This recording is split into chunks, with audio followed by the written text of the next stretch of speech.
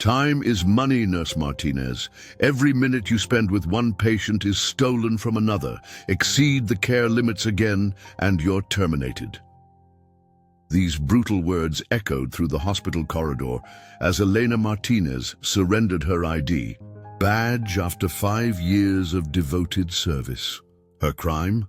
Taking 15 extra minutes to comfort a dying patient when no one else would stay. But what Elena couldn't know was that someone powerful had witnessed everything, someone whose arrival would turn this small act of compassion into a statewide revolution. Before we jump back in, tell us where you are tuning in from, and if this story touches you, make sure you are subscribed. Because tomorrow I have saved something extra special for you. Elena Martinez arrived at Pinecrest Memorial Hospital just before dawn, the same way she had every weekday for the past 5 years.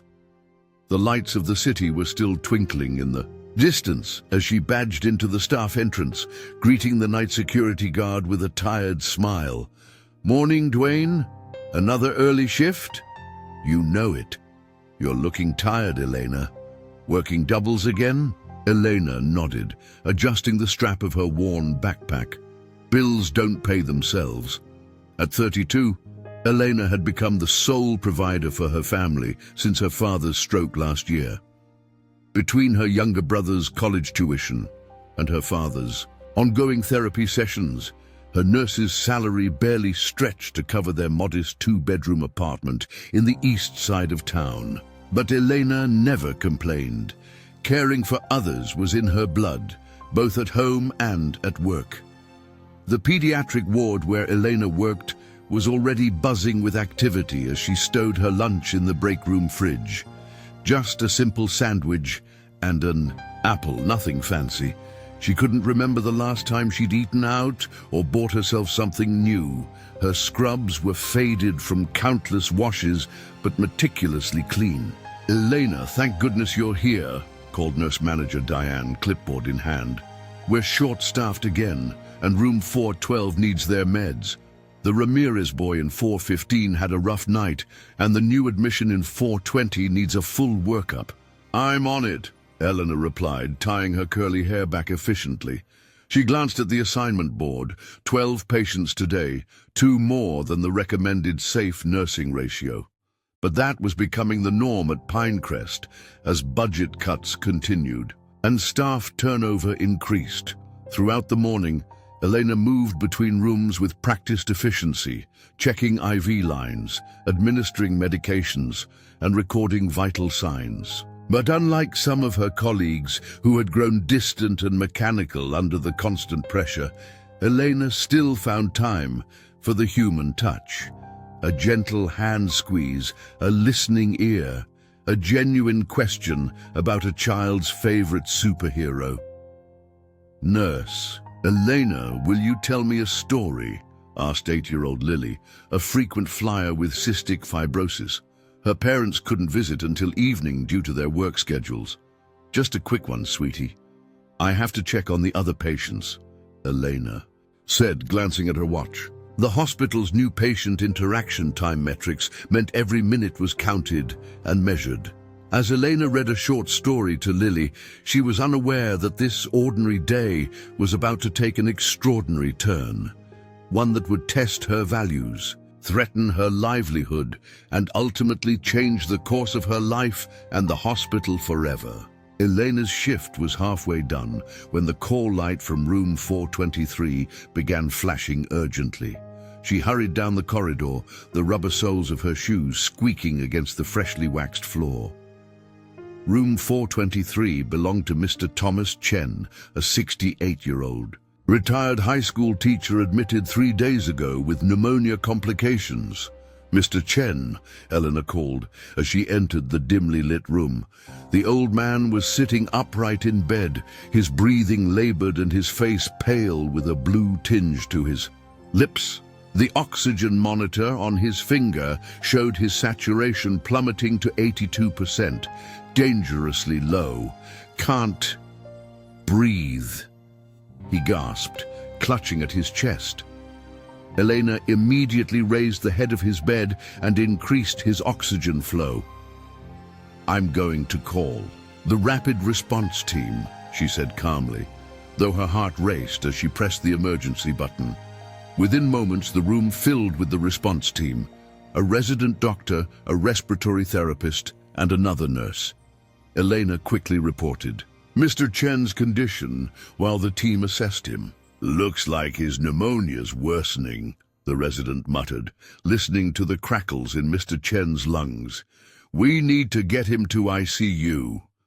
As they prepared Mr. Chen for transfer, Elena noticed something on his bedside table, a worn photograph of a young woman in graduation regalia, the glass frame cracked at one corner. "My daughter," Mr. Chen whispered when he caught Elena looking. "She's flying in tonight from Seattle." His eyes held a desperate plea. "Will I still be here?" The resident was already at the door. "We need to move now. The ICU team is waiting." Elena touched Mr. Chen's shoulder reassuringly. "I'll make sure she finds you, sir." As they wheeled Mr. Chen toward the elevator, Elena noticed the hospital administrator, Victoria Blackwell, watching from the nurse's station, her sharp eyes tracking the team's every move. The new CEO had implemented strict efficiency metrics since her arrival 6 months ago, including timed patient interactions and penalties for excessive resource utilization. Elena returned to her station to document the incident, but before she could finish, her phone buzzed with a text from her brother. "Dad fell again. Physical therapist says he needs daily sessions now. How can we afford this?" Elena closed her eyes briefly, the weight of her family's needs pressing down on her shoulders. She couldn't lose this job, not now when they depended on her more than ever. "Martinez." Victoria Blackwell's crisp voice cut through Elena's thoughts. "I need to see you when your shift ends, my office." Before Elena could respond, another call light began blinking. Room 416, where 7-year-old Zach was recovering from appendix surgery, crying for his mother who had stepped out to pick up his siblings from school. "I'll be right there," Elena called, hurrying toward the room. As she comforted the frightened boy, Elena's mind raced. Was Miss Blackwell going to reprimand her about yesterday's extended patient care time, or something worse? With her father's increasing medical needs and her brother's tuition payment coming due, Elena couldn't afford any reductions in her hours or pay. Little did she know that the real test of her compassion and career would come not from room 423 or the administrator's office, but from room 430, where a quiet patient had just been admitted, a patient whose identity would change everything. The remainder of Elena's shift passed in a blur of medications, charting, and patient care. By 6:30 p.m. she should have been heading home, but Victoria Blackwell's summons loomed.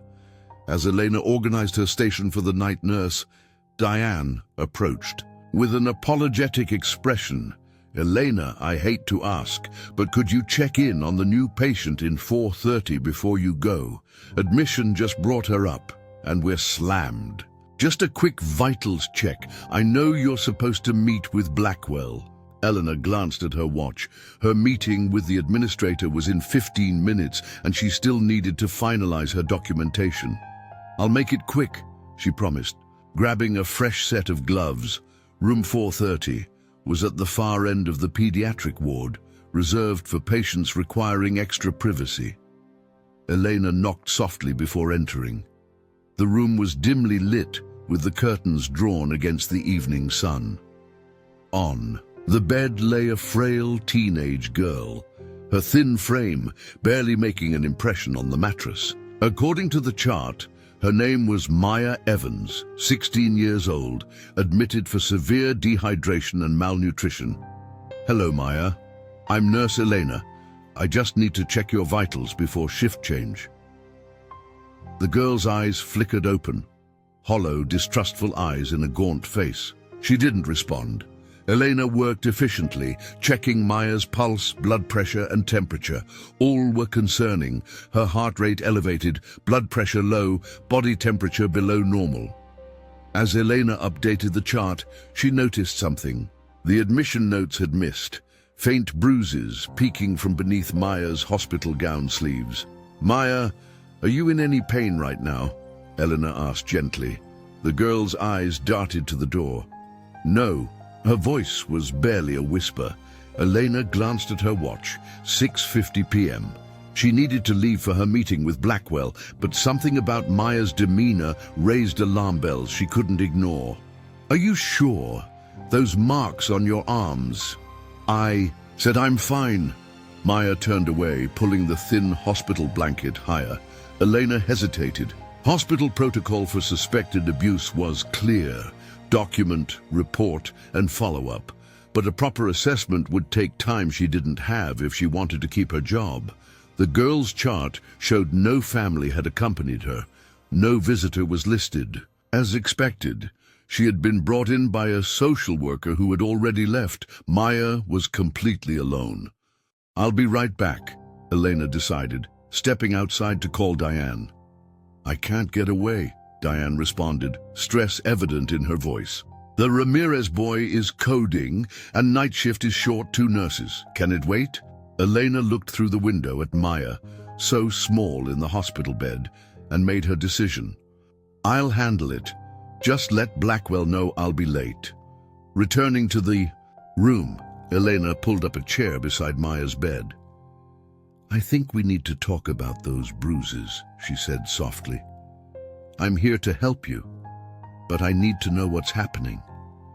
For several minutes, Maya remained silent, her face turned to the wall. Then, so quietly, Elena almost missed it. "He'll kill me if I tell." Elena's professional training kicked in. This wasn't just about bruises. This was potentially a life-or-death situation. According to protocol, she needed to document everything, photograph the injuries, contact social services, and alert hospital security. The wall clock read 7:10 p.m. Victoria Blackwell would be furious.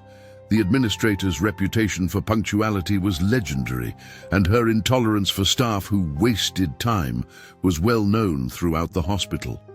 But as Maya began to speak, haltingly revealing details of an abusive home situation, Elena knew she had made the only choice she could live with.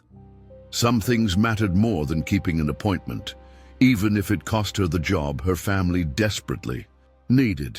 By the time Elena had documented Maya's injuries, contacted Child Protective Services, and ensured a hospital security guard was posted outside the girl's room, it was nearly 8:30 p.m., 90 minutes past her scheduled meeting with Victoria Blackwell. "Thank you," Maya whispered, as Elena adjusted her blanket one last time. "No one's ever believed me before." "You're safe now," Elena assured her, though her own future felt anything but secure.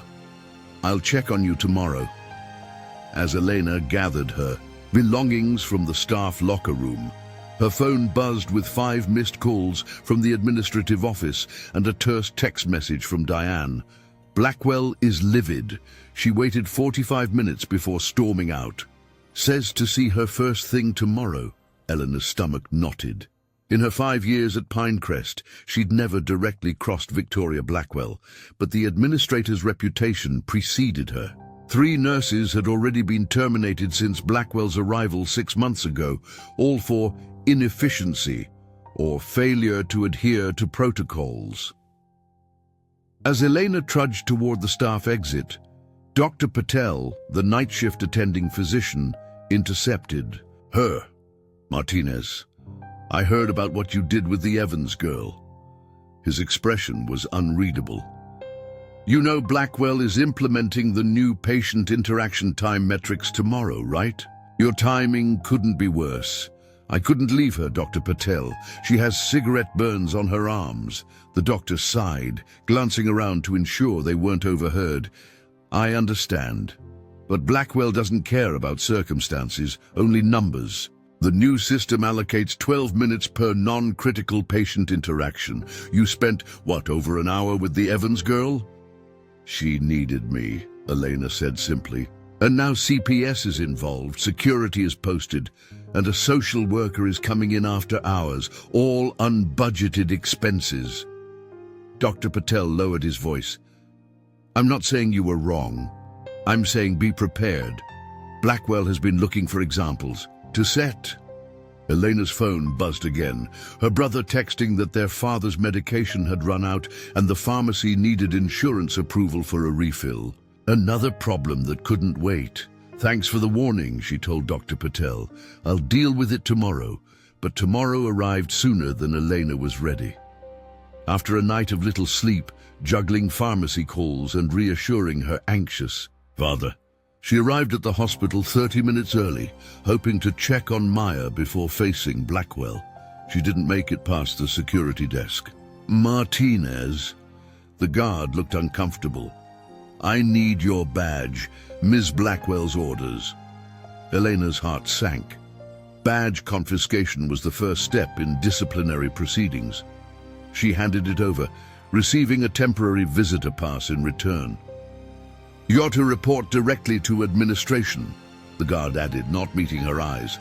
The administrative wing was silent at this early hour, the plush carpeting absorbing the sound of Elena's footsteps. Outside Victoria Blackwell's office, her assistant Margaret sat ramrod straight, her expression giving nothing away. She's waiting for you, Margaret said, pressing the intercom. Ms. Martinez is here. Send her in. Blackwell's voice was glacial even through the speaker. Elena took a deep breath, squaring her shoulders as she entered the office. Victoria Blackwell sat behind an immaculate desk, her salt and pepper hair pulled into a severe bun, steel-rimmed glasses perched on her nose. On the desk lay a folder with Elena's name and an ominous red stamp, disciplinary action. Sit down, Ms. Martinez, Blackwell said, not looking up from the papers before her. Let's discuss how you've managed to violate 3 separate hospital policies in a single evening, shall we? Elena sat, her hands folded in her lap to hide their trembling. Whatever came next would determine not just her future, but her family's as well. Victoria Blackwell adjusted her glasses with manicured fingers, the large diamond ring on her right hand catching the fluorescent light. The contrast between her tailored designer suit and Eleanor's wrinkled scrubs couldn't have been more stark. Let me outline exactly what happened yesterday, Ms. Martinez. Blackwell's voice was precise, methodical. At 6:30 p.m., you were scheduled to end your shift. At 6:45 p.m., you were due in my office. Instead, you chose to spend 90 minutes with a single non-critical patient, triggering a cascade of unbudgeted expenditures, including security overtime, after-hours social services, and emergency psychological consult fees. She slid a spreadsheet across the desk. This single decision cost Pinecrest $2,740 in unallocated resources. That's nearly a week of your salary, Ms. Martinez. Elena leaned forward. Ms. Blackwell, Maya Evans showed clear signs of physical abuse. Hospital protocol requires... I'm well aware of protocol, Blackwell cut in sharply. Protocol also dictates immediate notification of the charge nurse and transfer of care to the incoming shift. You chose to handle it personally, despite knowing you had a scheduled meeting. Maya had established trust with me. Transferring her case would have followed proper procedure, Blackwell finished. This isn't the first time you've exceeded your allocated patient interaction times, is it? Elena swallowed hard. Every patient has different needs, which is why we have guidelines, not absolute rules. Guidelines you've consistently ignored. Blackwell opened the folder, revealing meticulously documented instances over the past 3 months. 10 minutes extra with the leukemia patient in 4:18, 15 minutes reading to the burn victim in 4:07, 20 minutes helping an elderly visitor find his wife's room. You seem to think your judgment supersedes hospital policy, Ms. Martinez. Blackwell's tone was now dangerously quiet. Perhaps that works in small-town clinics, but Pinecrest is a business. Every minute costs money. Every decision affects our bottom line. Patients aren't just numbers on a spreadsheet, Elena said, her voice steady despite her racing heart. Maya Evans needed immediate intervention. She was terrified and injured. And Nurse Johansson from the night shift couldn't have handled it? Blackwell raised an eyebrow. Or do you believe you're the only competent nurse at Pinecrest? That's not what Let me be clear, Ms. Martinez. Blackwell closed the folder with a snap. Pinecrest Memorial is implementing new efficiency protocols across all departments. The board has mandated a 15% reduction in overhead costs this quarter. Staff who cannot adapt will not remain staff. She pushed a document across the desk, a formal termination notice. You're firing me? Elena stared at the paper in disbelief. For helping an abused child? I'm terminating your employment for repeated policy violations culminating in yesterday's incident. Your disregard for proper channels and time management protocols demonstrates fundamental incompatibility with Pinecrest's operational philosophy. Elena's mind raced to her father's medical bills, her brother's tuition payment due next week. Ms. Blackwell, please. My family depends on my income. I'm a good nurse. Ask any of my patients. Your clinical skills aren't in question, Blackwell replied coldly. Your adherence to institutional requirements is. The healthcare industry is changing, Ms. Martinez. Compassion is commendable, but efficiency is essential. She slid another. Form forward. This acknowledges your termination effective immediately. You'll receive 2 weeks severance pay, contingent upon signing a non-disparagement agreement. Elena stared at the document, her world collapsing around her. 5 years of service, countless patients cared for, endless double shifts worked. All ending because she chose a vulnerable child over a meeting. What happens to Maya? She asked quietly. Patient care is no longer your concern. Blackwell extended an expensive pen. Security will escort you to collect your personal belongings after you sign. Elena's hand trembled as she reached for the pen. What choice did she have? Her family needed that severance pay. Just then, Blackwell's phone buzzed. She frowned at the display. Excuse me, I need to take this. She stood and stepped aside, her back to Elena as she spoke in hushed tones. Elena sat frozen, the unsigned termination papers before her, wondering how everything had gone so terribly wrong so quickly. Elena moved through the hospital corridors like a ghost, a security guard following 2 steps behind. Colleagues averted their eyes or offered sympathetic glances as she passed. News traveled fast in hospitals. By now, everyone would know. Elena Martinez had been fired for spending too much time with a patient. You can take 15 minutes to gather your things, the guard said when they reached the staff locker room.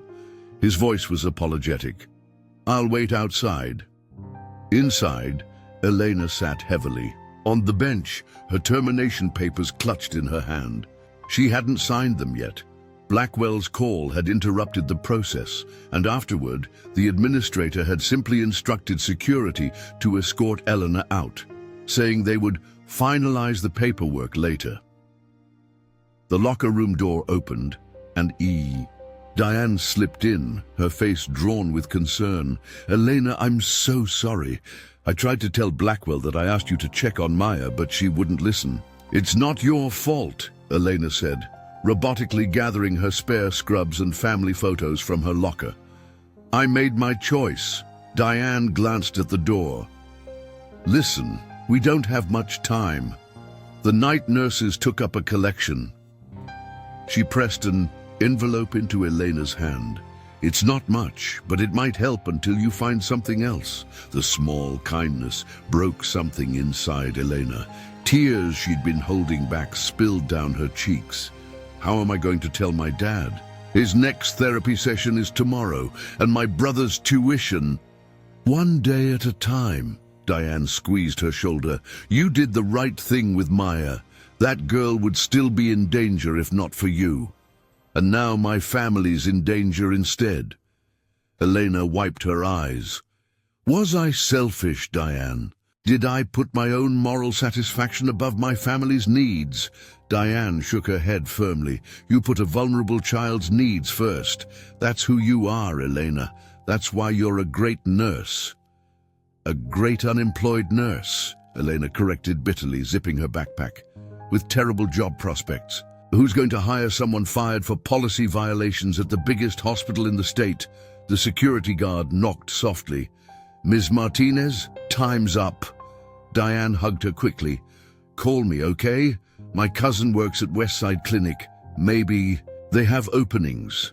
Elena nodded, knowing that small clinics paid even less than hospitals and rarely offered benefits. How would she cover her father's medications without health insurance? Outside in the parking lot, rain had begun to fall, matching Eleanor's mood. She sat in her car, hands gripping the steering wheel, but couldn't bring herself to start the engine. Going home meant facing her family with the news, seeing the fear in her father's eyes, the disappointment in her brother's. Her phone buzzed. A text from her brother. How'd the meeting go? Dad's asking. Another buzz. A payment reminder from the college bursar's office. Final notice, spring tuition due in 5 days.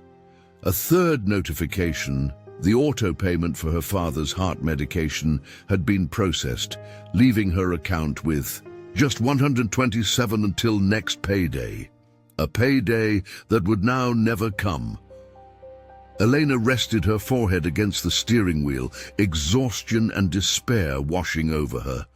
She'd spent her life caring for others, patients at work, family at home, always putting their needs first, and where had it gotten her? Unemployed, nearly broke with dependents counting on her.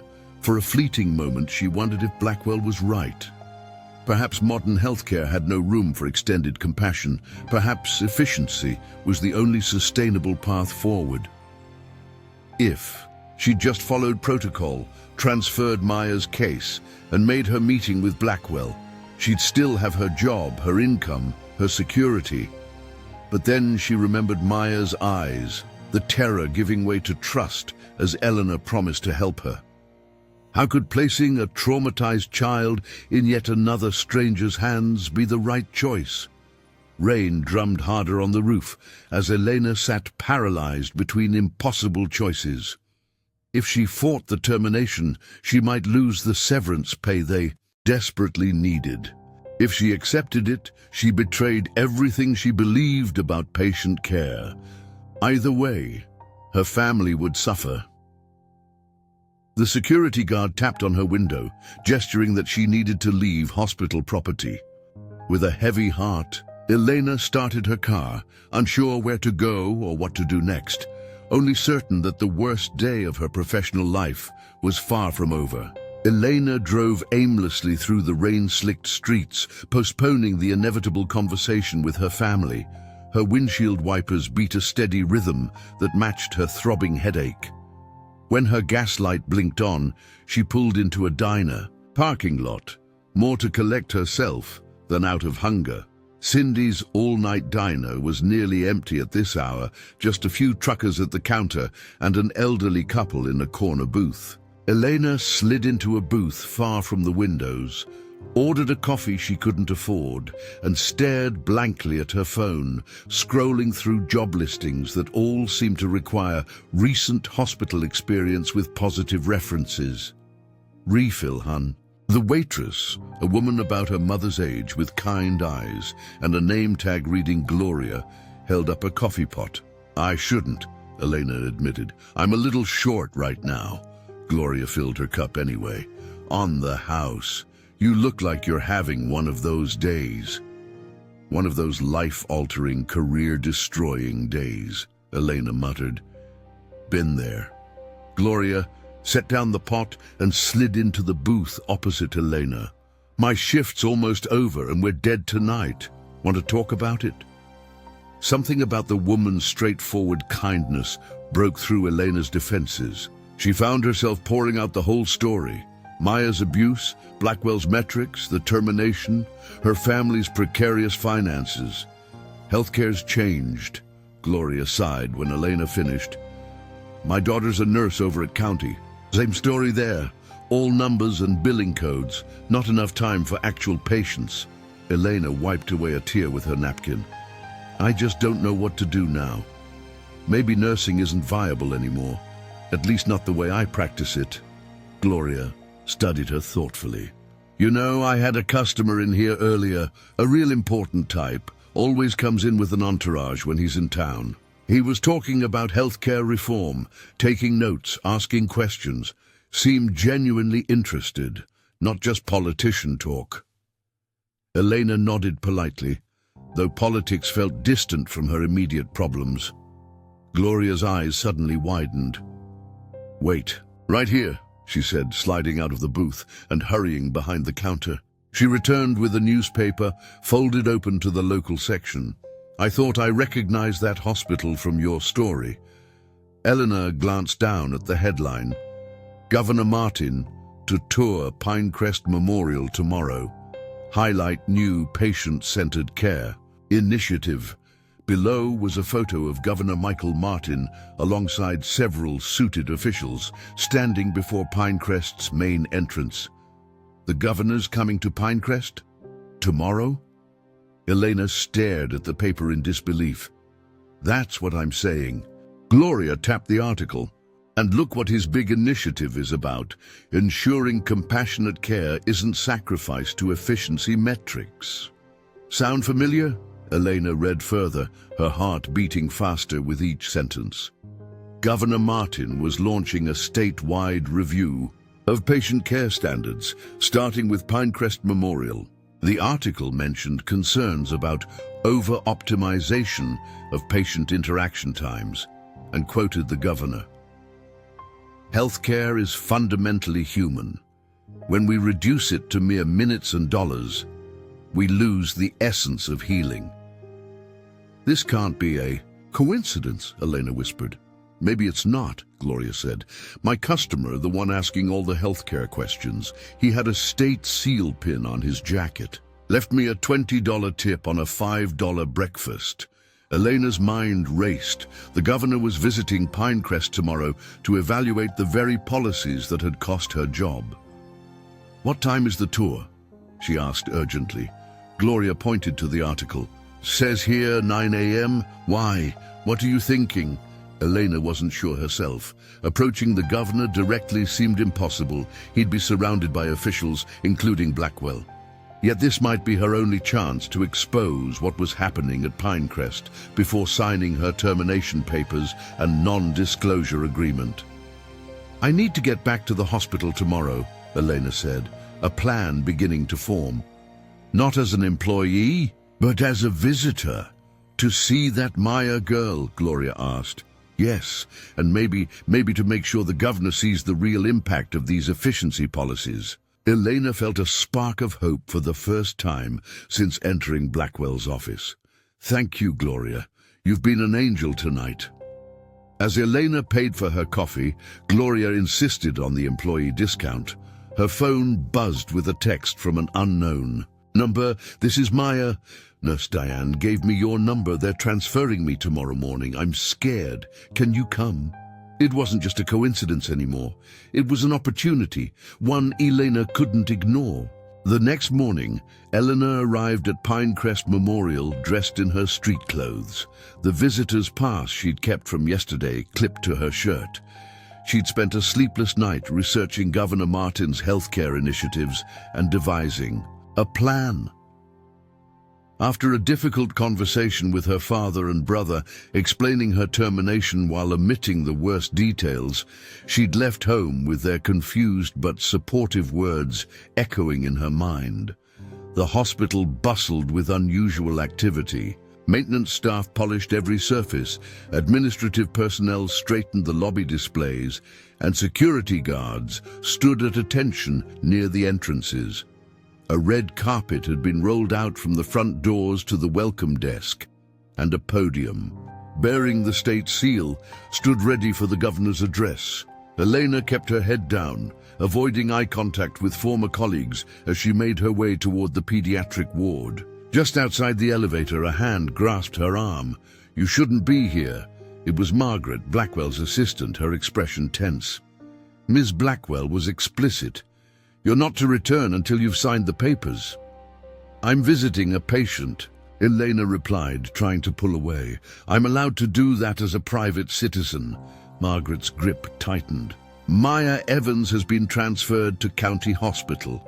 There's no one for you to visit." Elena's heart sank. Transferred? When? Why? "Early this morning. Administrator's decision."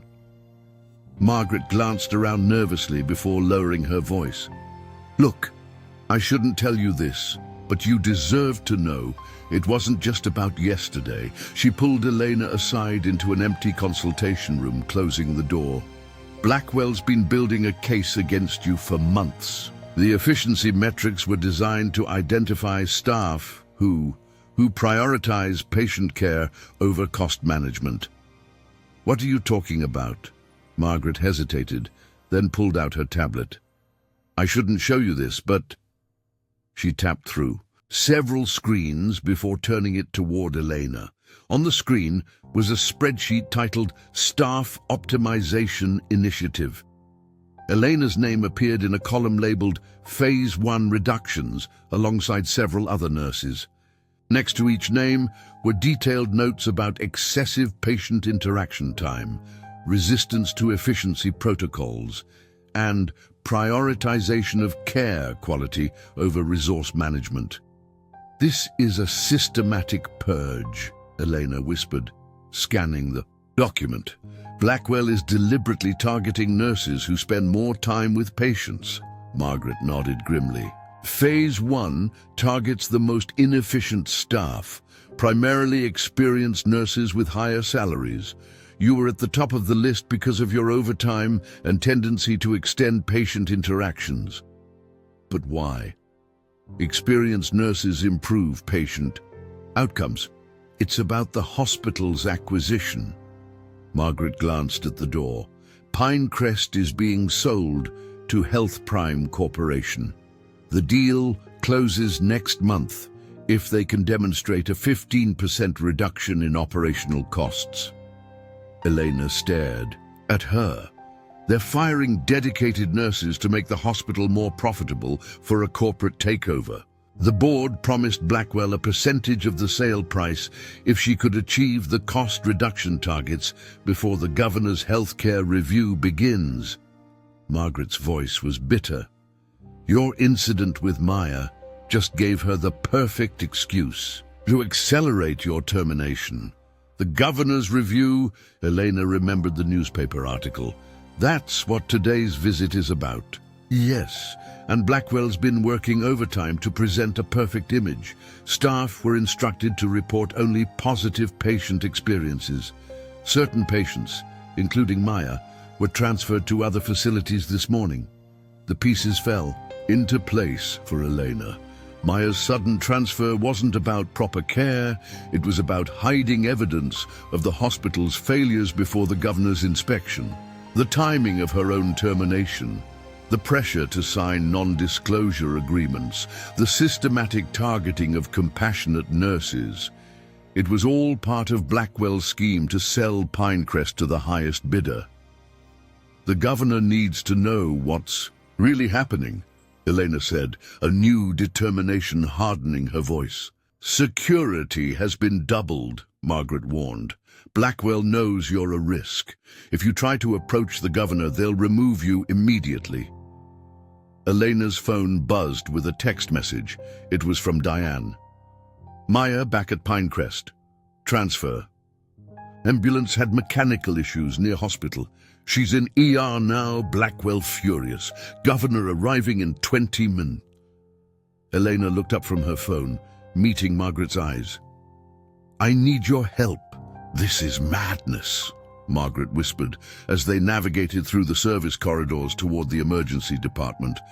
"If Blackwell finds out I helped you, I'll be fired too."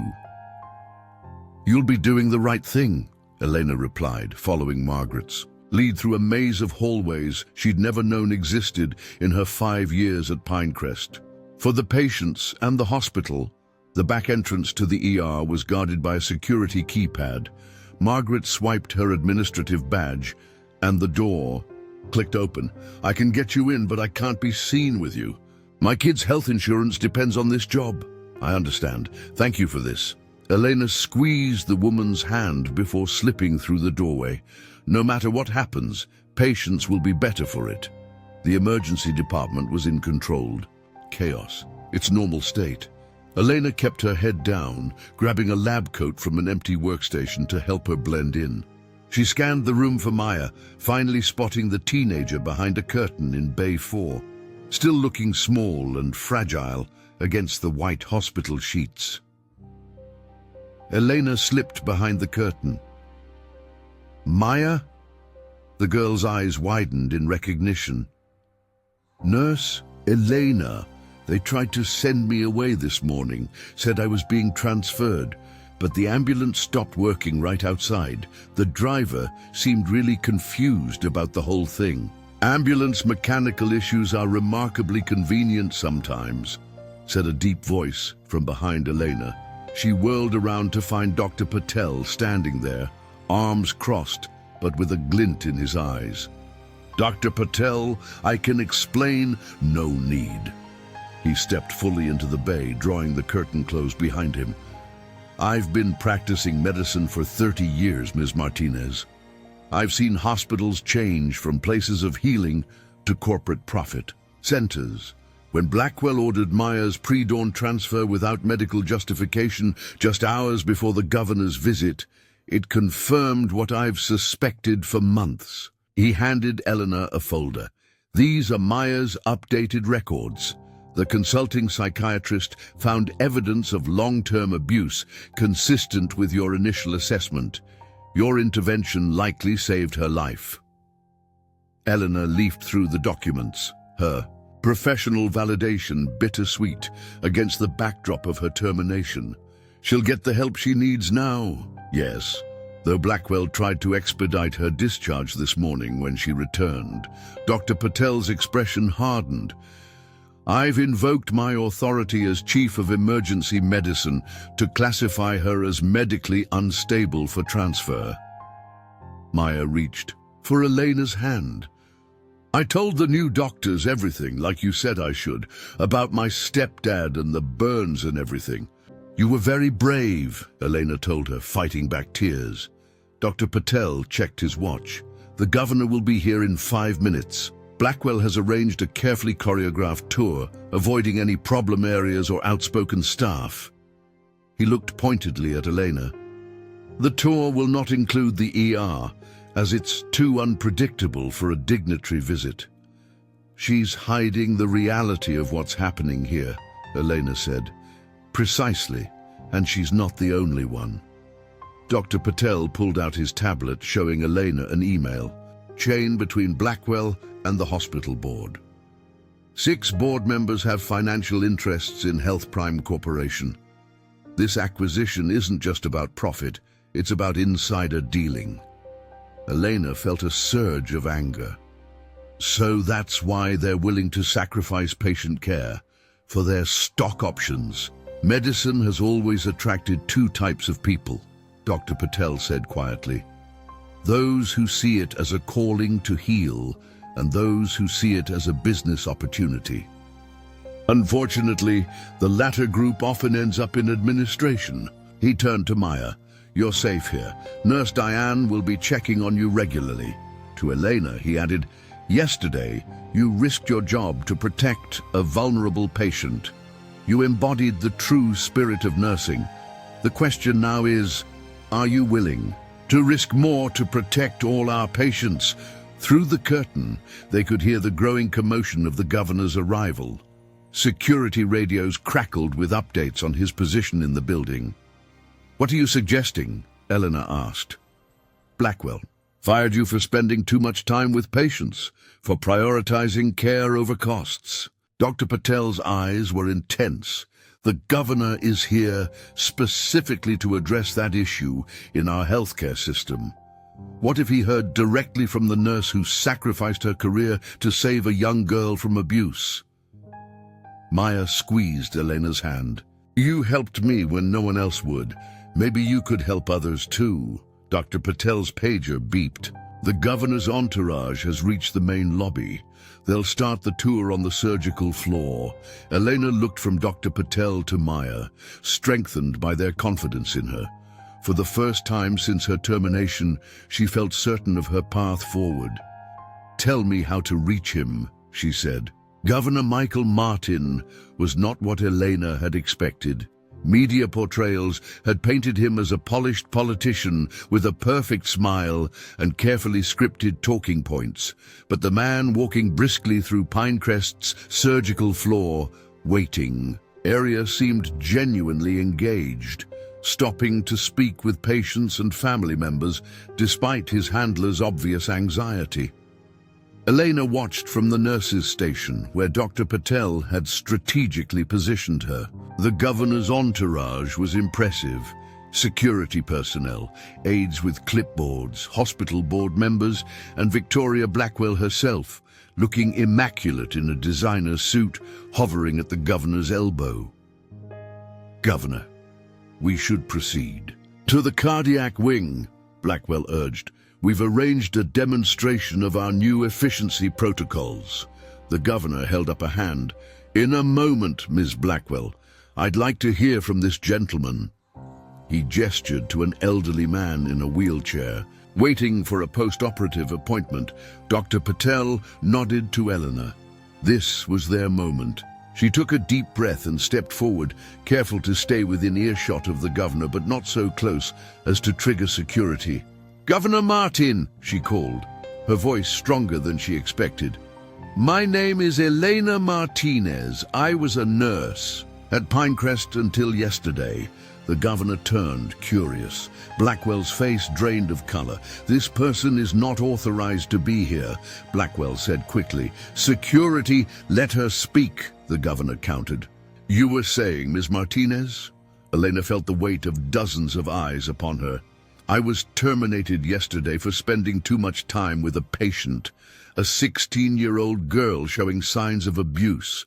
The hospital's new efficiency metrics classified my intervention as excessive resource utilization. The governor's expression shifted from polite interest to genuine concern. He stepped toward Elena, distancing himself slightly from Blackwell. I understand you're implementing new patient-centered care initiatives, Eleanor continued. But at Pinecrest, the reality is very different from what you're being shown today. This is inappropriate, Blackwell interjected. Ms. Martinez was terminated for multiple protocol violations. For caring too deeply for her patients, interrupted a new voice. Everyone turned. An elderly woman in a hospital gown stood in a nearby doorway, supported by an IV pole. Mrs. Chen? Elena recognized the woman, the wife of the retired teacher with pneumonia. My husband told me what happened to you, Mrs. Chen said, her accented voice carrying clearly through the suddenly silent corridor. You're the nurse who always took time to explain his treatments, who remembered he likes his water with no ice. When they told us you were gone, my husband's blood pressure went up so high they had to give him medicine. The governor looked from Mrs. Chen to Eleanor, his political smile fading into something more genuine. How many patients would say similar? He thinks about you, Ms. Martinez. Before Elena could answer, another voice called out, She's the one who stayed after her shift when my Joey was scared about surgery. A young mother stepped forward from the waiting area. She made paper airplanes with him until he fell asleep. Then another voice. Nurse Elena helped my grandmother when she was confused about her medications. And another. She's the only one who noticed my daughter's allergy rash before it got serious. One by one, patients and family members throughout the waiting area spoke up. Some were currently under Eleanor's care, others from months or even years past. Each had a story, not of grand heroics, but of small human moments. A hand held during a painful procedure, extra time taken to listen to fears, creative solutions to make treatments less frightening for children. Governor Martin turned to Blackwell, whose professional facade had begun to crack. It seems Ms. Martinez has made quite an impression on your patients. Emotional anecdotes don't change the fact that healthcare requires sustainable resource management, Blackwell insisted, though her voice had lost its authority. My boy wouldn't take his medicine for anyone but Nurse Elena, said a father cradling a sleeping toddler. We've been coming here for his treatments for 2 years. She's the only one who figured out to put it in chocolate milk. When my husband was dying, said an elderly woman quietly, she stayed past her shift to make sure I wasn't alone when it happened. Elena felt tears welling in her eyes as the circle of patients and families grew around her, people whose lives she'd touched without fully realizing the impact of her care. The governor stepped closer to Elena, ignoring Blackwell's attempts to redirect his attention. I think, he said just loudly enough for those nearby to hear, we need to have a more in-depth conversation, Miss Martinez. In that moment, surrounded by the community she'd served, Eleanor understood that her work had created connections far stronger than any hospital policy could sever. I don't typically conduct meetings in hospital cafeterias, Governor Martin said, stirring his coffee. But given the circumstances, this seems appropriate. Elena sat across from him at a corner table, away from curious onlookers. The governor had dismissed his entourage, including a fuming Victoria Blackwell, requesting 30 minutes alone with Elena. Only his chief of staff, a sharp-eyed woman named Vanessa, remained nearby, taking notes on a tablet. Thank you for listening, Governor, Eleanor said, still overwhelmed by the spontaneous outpouring of support from patients and families. Call me Michael, he replied, setting down his cup. Before I was governor, I was a public health attorney. My first major case was against a hospital chain that cut psychiatric services to improve their profit margins. 3 patients died by suicide the month after those cuts. His candor surprised Elena. This wasn't the practiced political speech she expected. What happened to the 16-year-old you mentioned? He asked. Elena explained Maya's situation, the abuse, the urgent intervention, and Blackwell's attempted transfer to hide her before the governor's visit. I've seen these efficiency metrics spreading through hospitals statewide, Governor Martin said when she finished.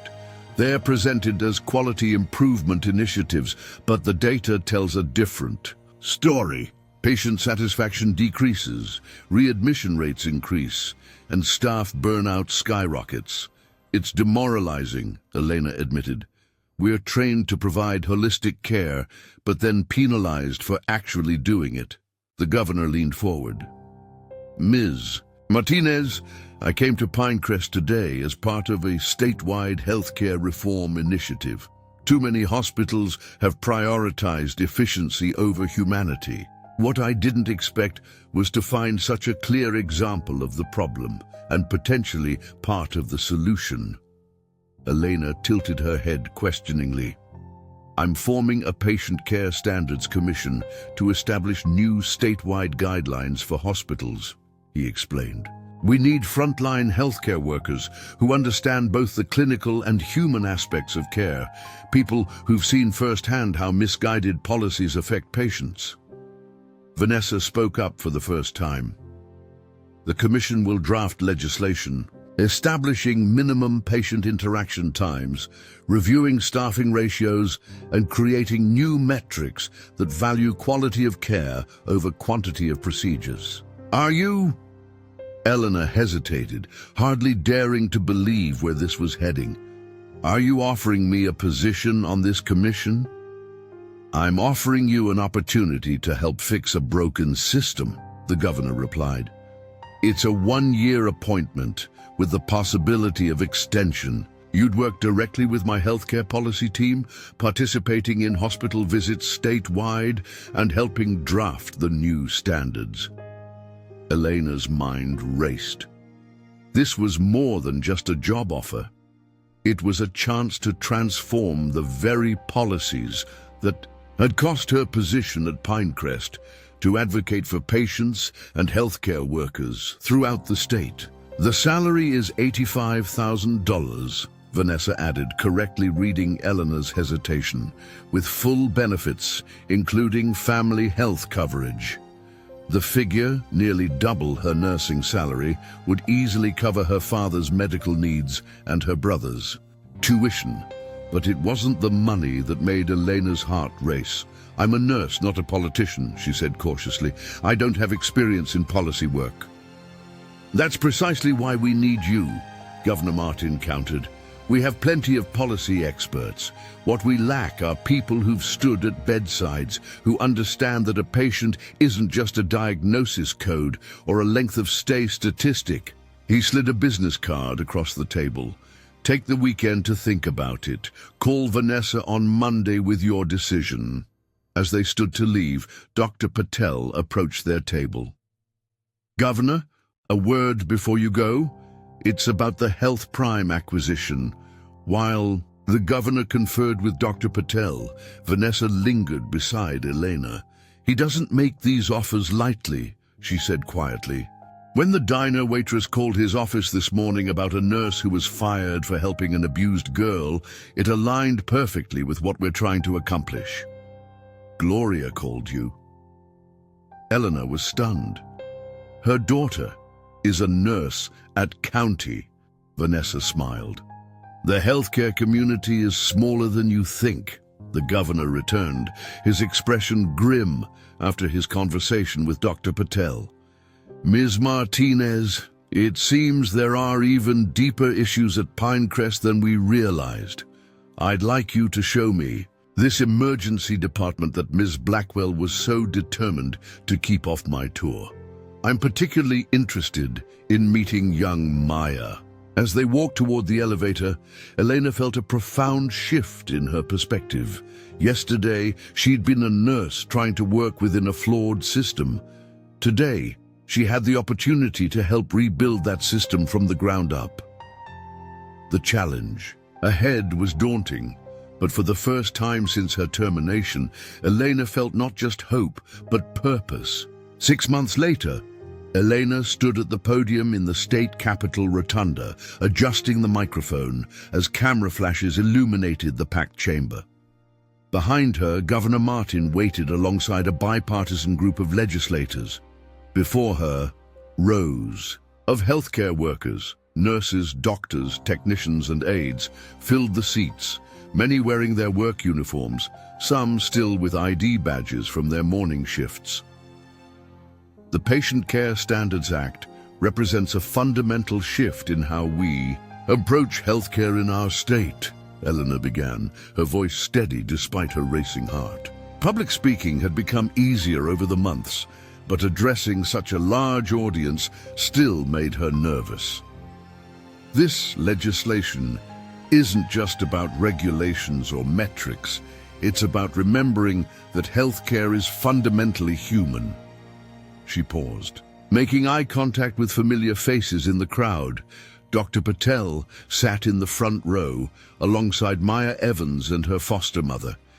Diane had brought a delegation of nurses from Pinecrest. Even Gloria from the diner was there, beaming proudly beside her daughter. 6 months ago, I lost my job for spending extra time with a patient in crisis, Elena continued. Today, that same action would be recognized as best practice under our new standards. This act establishes minimum patient interaction times, requires staffing levels that enable quality care, and creates evaluation metrics that value patient outcomes over volume processing. The room burst into applause. Elena waited for it to subside before continuing, but this legislation does something even more important. It creates an independent patient advocacy office with authority to investigate complaints about insufficient care time or resources. Healthcare workers who prioritize patient needs will now have protection against retaliation. Governor Martin stepped forward to sign the legislation. As cameras clicked and applause filled the room, Elena thought about the journey that had brought her here, from the despair of that rainy night in her car to this moment of triumph. After the ceremony, Elena made her way through well-wishers to where her family waited. Her father, steadier on his feet after months of consistent therapy made possible by her commission salary, embraced her with tears in his eyes. "Your mother would have been so proud," he whispered. Her brother, home from college for the signing ceremony, added, "You're all over social media, sis. They're calling you the Compassion Champion." Elena laughed at the dramatic title. "I'm just a nurse who couldn't stop being a nurse, even when it cost me my job." As the crowd began to disperse, Maya approached hesitantly, now healthier and more confident than the frightened girl Elena had met in room 430. "I start nursing school next fall," Maya announced. "I want to help people the way you helped me." "You'll be wonderful," Elena told her, touched by the girl's transformation from victim to aspiring healer. Dr. Patel joined them. His typically serious expression relaxed into a satisfied smile. "Pinecrest has a new administrator," he reported. "The Health Prime acquisition collapsed after the governor's investigation. Blackwell resigned last week. Any regrets about not returning to bedside nursing?" he asked Elena. She considered the question carefully. There were days when she missed the direct patient care that had defined her career. But her work on the commission had already affected thousands of patients and healthcare workers across the state. "I'm still nursing," Elena replied, "just with a broader scope of care." Later that evening, Eleanor stood on the Capitol steps, watching the sunset paint the sky in brilliant oranges and pinks. She unfolded a worn piece of paper from her pocket, the termination notice she'd never signed. She kept it as a reminder of how a moment of crisis had become an unexpected opportunity for growth. A text message lit up her phone, images from hospitals around the state celebrating the new legislation. Nurses and patients gathered around televisions watching the signing ceremony, some holding handmade signs thanking her by name. Elena thought about the countless healthcare workers who would now be empowered to provide the kind of care they'd always wanted to give, the human moments that machines couldn't measure, but that made all the difference to patients in their most vulnerable hours. Her journey had come full circle. She'd lost her job for valuing human connection over efficiency, then found her voice advocating for that same principle on a much larger stage. One moment of choosing compassion over caution had indeed created ripples no one could have predicted, ripples that had now become waves of change.